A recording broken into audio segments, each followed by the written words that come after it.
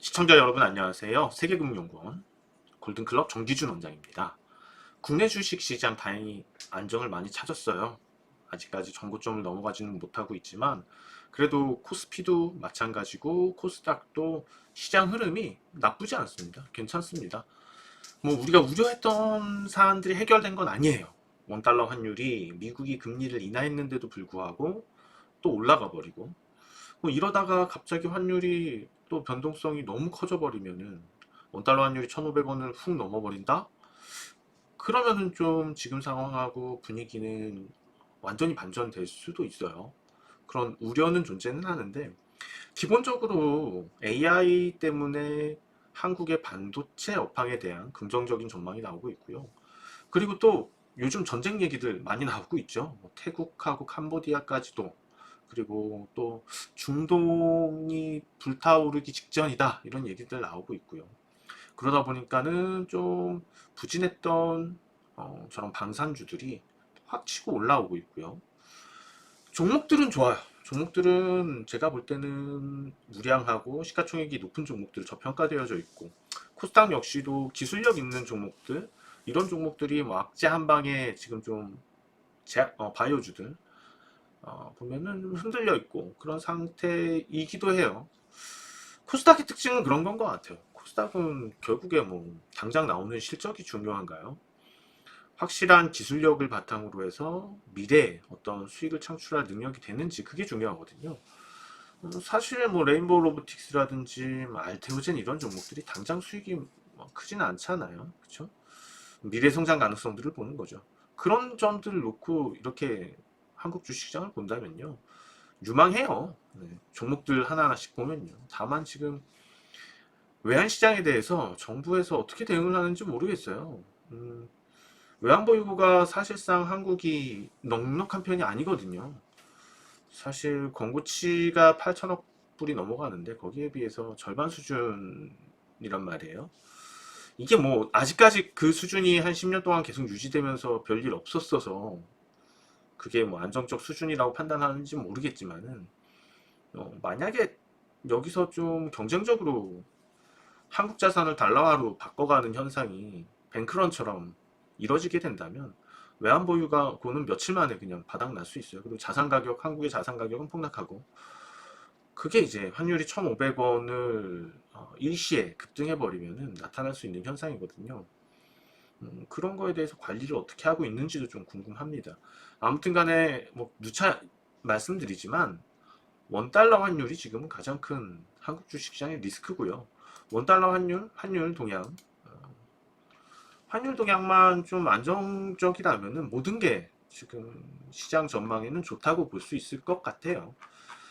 사실 미국이 금리를 낮추고 있는 동향에도 그럼에도 불구하고 한국이 가장 위태로웠던 상황에까지 환율이 올라가 있거든요. 이거는 음, 관리 책임으로 보는 게 맞겠죠. 어떤 측면에서 보면요. 왜냐하면은 연말에 달러 수요가 많을 게 예상이 되었었다면은 그만큼의 어떤 준비들이 필요했었었는데 그런 것들이 잘 안 돼 있고 오히려 투기적으로 좀 공격당할 수 있는 여지가 계속 남겨져 있었고요. 제가 볼 때는 딱히 한국 외환시장에 너 잘못이야 라고 질책할 인물이 정해져 있지 않아서 그런 것 같아요. 원화 시장이, 외환 시장이 만약에 무너지거나 이걸로 인해서 어떤 일이 벌어졌을 때 그거는 너가 잘못 관리한 거야, 너 때문이야 라고 할 포지션이 명확치가 않아요. 제가 볼 때는 한국이. 그래서 요거는 이제 우리는 미국이랑 다르잖아요. 미국에서 뭐 금통위에서 하는데 한국은행에서는, 미국에서 금통위에서 하는 거는 당연히 달러화 관리를 하면 되는 거니까. 근데 이제 한국 같은 경우에는 그 상황이 아니고 외환 시장 관리를 해야지 되는 거잖아요. 그러면 한국은행에서의 책임은 아니란 말이죠. 한국은행은 원화 관리를 하면 되는 거니까. 한국에서의 그 금리라든지.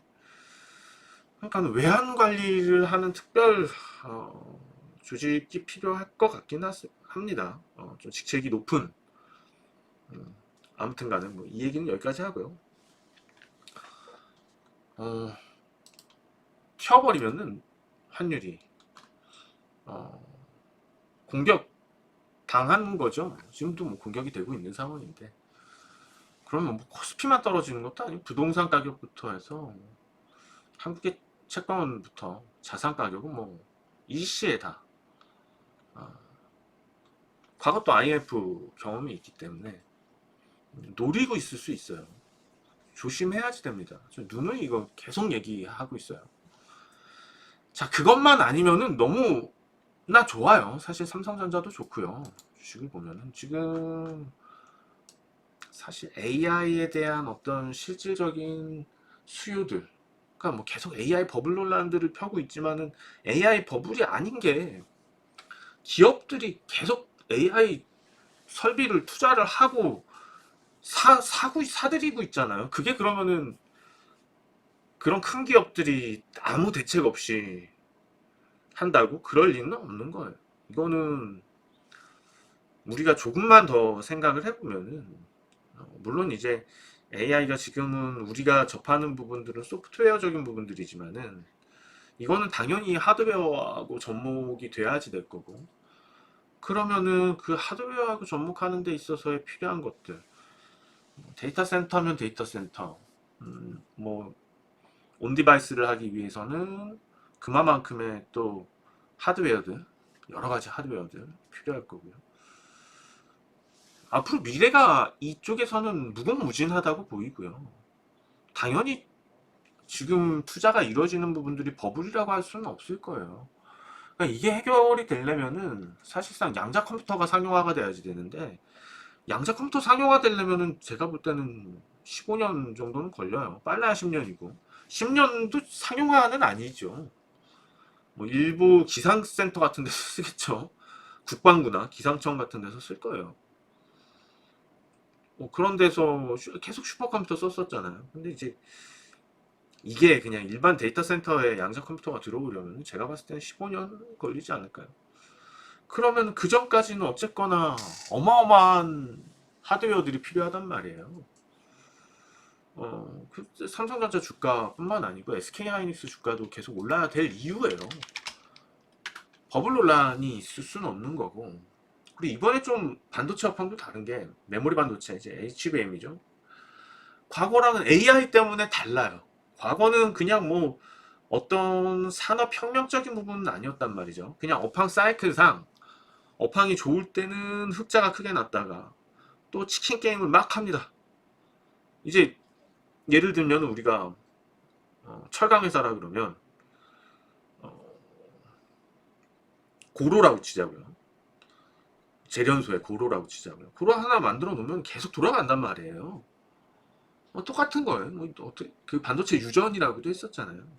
라인 공장에서 깔아 놓으면 그냥 쭉쭉쭉쭉쭉쭉쭉 그렇게 되는 거예요. 그래서 생산이 뭐 과거에 덤핑 관세도 때려맞고 뭐 그랬었잖아요. 그러니까 이렇게 이제 생산이 많아지고 그러다 보면 또 치킨 게임이 되고 적자가 나고 또 누구 하나 죽어나고, 그러니까 그게 사이클이 많이 돌다 보니까 그래도 많이 정리가 됐어요. 지금 이 시장이 그런 상태인데, 지금 HBM은 월등히 지금 SK하이닉스가 앞서가고 있고 사실상 다른 데서 쫓아오는 게 한계가 있을 것 같아요. 왜냐하면은 이제 뭐 발열이라든지 이런 거 때문에 항상 고사양을 필요한단 말이에요. 더 고사양이면 더 업체들은 더 좋아하죠. 고사양일수록 HBM이. 근데 이제 뭐 발열 문제들이 있을 거고 그런 것들이 해결이 되면서 가야지 되는데, 이게 사실상 시간도 시간이고, 만약에 이제 정보를 훔쳐가면 모르겠어요.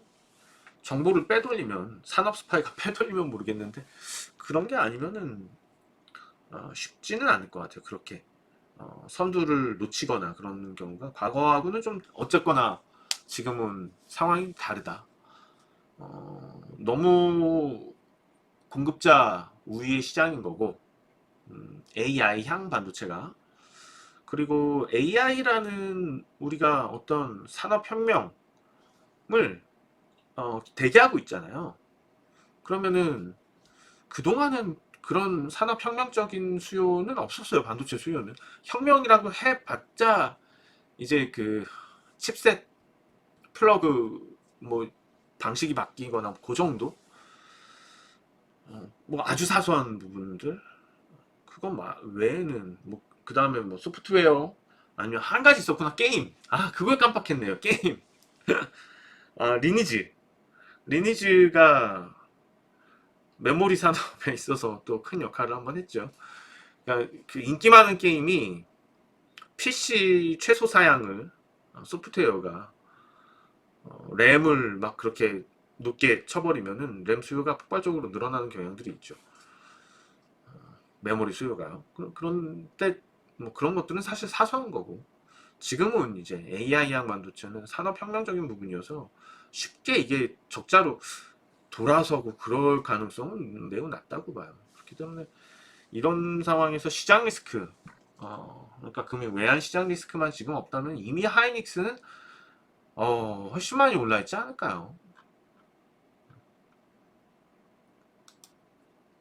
지금 하이닉스가 57만 천 원인데 제가 볼 때는 이미 어, 외환시장 리스크가 없었다면은 80만 원 선을 넘고 있지 않을까 그런 생각도 드네요. 그럼 뭐 쉽게 다시 얘기하자면 환율만 안정을 찾은다면 날아갈 종목들은 많다는 거예요. 근데 환율이 안정을 찾지 못하고 있죠. 미국이 금리 인하하면서 밑에서 출발을 해서 저도 좀 기대를 했어요. 이제 환율이 좀 잡히나 보다. 근데 무섭게 치고 올라오더라고요. 오늘도 추가로 올라버리고. 정부에서는 어떤 대응을 하겠다는 얘기들을 했었는데 지금 제가 볼 때는 대응이 안 되는 거예요. 별 방법 없어요. 별 수 없는 것 같아요. 뭔가 특단의 대책을 내놓든가. 그러니까 왜 통화스와프 없이 미국하고 무역 협상을 진행을 했는지, 아무리 에이펙이라고 하더라도 한국이 거기에 맞춰서, 아무튼 그 환율이 이렇게 확 튀어오른 건, 계기가 됐던 거는 한미 무역 협상 이후에 이렇게 됐습니다. 그 부분에 대해서는 좀 정부도 책임감을 갖고 외환 당국에서 좀 관리할 필요가 있지 않을까 싶어요. 그 부분 철저히 했으면 좋겠습니다. 자, 그리고 뭐 SK 하이닉스, 삼성전자 역시도, 삼성전자가 이번에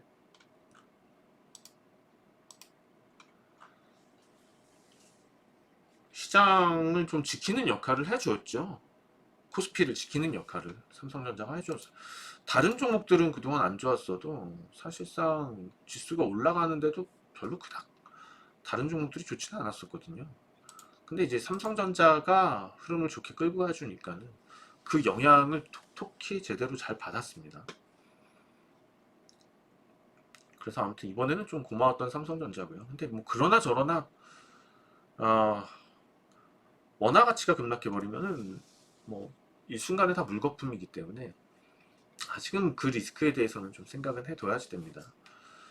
당장 지금 월말이어서 달러 수요가 갑자기 폭발하는 상황이 이거를 연출했다면 큰 문제는 없겠지만은 혹여나 계속해서 걱정은 되고 있고요. 그래서 그런 관점이라면은 국내 주식 시장이 뭐 그냥 수치적으로만 본다면 사실상 몇 포인트 안 남은 거잖아요. 또 오늘도 56포인트나 올라버리니까는 한 50포인트, 60포인트 그 정도 더 올라주면은 다시 정고점이란 말이에요. 그러니까 오늘 주제에서 얘기하는 정고점 돌파가 뭐 살짝 슬며시 넘었다가 그냥 떨어져 버리고 그런 정고점 돌파 말고 본격적인 상승으로서의 정고점 돌파가 언제 가능하겠냐는 건데, 제가 볼 때는 환율이 떨어져 줘야지 돼요. 그거는. 그러니까 환율이 떨어지지 않는 상태에서 오늘처럼 이렇게 좀 올라가고 해외 증시 영향이 있는 거죠.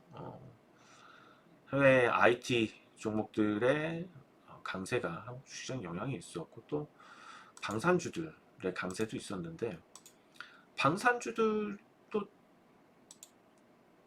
분위기는 좋았어요. 최근에 이제 전쟁 얘기들이 많이 나오니까.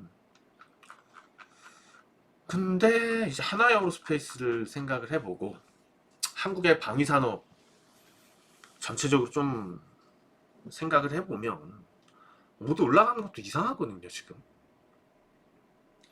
이게 전쟁, 만약에 이제 지금 뭐 내전을 비롯해서 분쟁 지역들과 전쟁이 발발하는 지역들의 전투가 다 종료가 됐어요.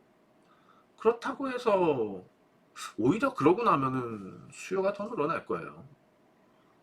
분수물자에 대한 수요가. 지금 이제 약간 러시아전, 그 다음에 이스라엘전 이렇게 보면서 많이들 느낄 거예요. 현대전이란 무엇인가에 대해서. 많은 국가들이 느끼고, 아, 우리가 지금 갖고 있는 무기들이 실제로 전쟁이 났을 때 써먹을 만한 무기가 몇 개 없겠구나라는 거를 뼈저리게 느끼고 있을 거예요.